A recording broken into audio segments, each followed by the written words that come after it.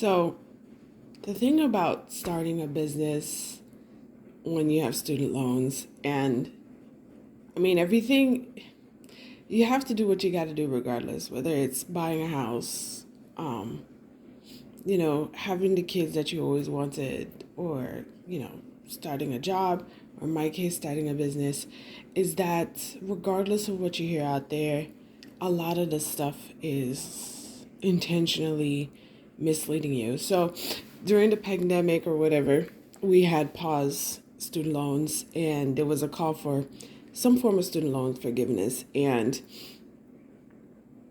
that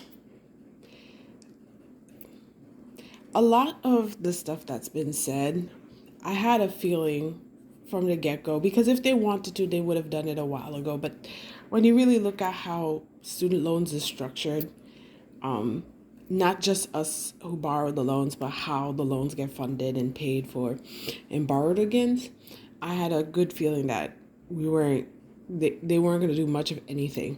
And one of the things that people at least said was like at least deal something with the interest rates, like the interest. And during this whole situation, I had maybe between 4 and 6 interest rate for most of my student loans. Then I realized halfway through, I guess they were going to end a pause earlier, that we were going to have um, the current interest rate, which is the mortgage. When I saw it, first off, I didn't choose to refinance or send my loan to another place, but when they do so, they don't keep the loan interest, which is different from a home. Because with your mortgage, even if they sell it off, they're required to keep the same interest rate unless you choose to refinance it. But they set the new interest rate between 2 to 4%. And I said, well, okay, that's cool. Then I saw they resold it again. And they resold it while rates were going up.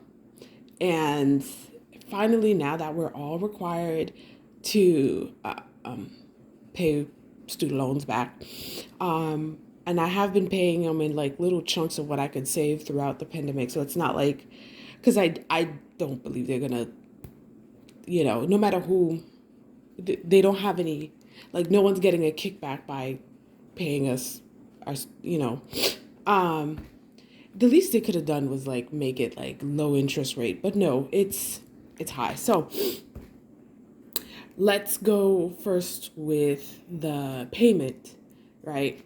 I'll see if I can, let's see if I can share it with. Okay. So payment is 181.43, which is absolutely nothing. That's not going to pay you, like that's not going to do anything. All right. So let's go ahead and get the loan details. All right. Okay. I don't see the message here, but when I first had checked on this, it was like a big bold letter saying that interest rates is set by Congress or whatever.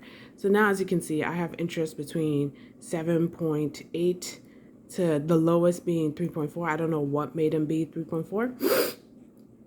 But yeah, as you can see, this doesn't do anything. But what makes it extra funny is, let's say I wanted to make a payment, right? Custom pay. We're gonna specify each loan allocation. Here's what makes it extra funny, right? Out of the 181, the one that's set at 7.2, they're only going to pay like $7 out of it. Like $7 won't do any sort of damage. I guess they're doing some kind of percentage per loan, but like that doesn't do anything. So what I end up doing is basically just ignore this part. I put what I can on my own, or instead what I do is like I pick a smaller loan and pay like, let's say this $1,000 loan right here. After, 2-3 months, after I really scrunch all my little side income, I'll just put the full 1,000 and pay it out in chunks, because that's the only way I was able to even get it down to this number right here. And is I'll be okay. You know, I feel like I'll be okay. I'm an able-bodied person. I do have some sort of like on computer skills, and I'm not a fruit. Like I'm already used to austerity measures. Like I don't go out and eat all that much anything. I might get some stuff for some skincare, but even then, it's not like I'm dropping a lot of money on those things. And if you don't take care of, your health, you're gonna pay for it a lot more in the future. But yeah, folks, just really do your best to take care of yourself.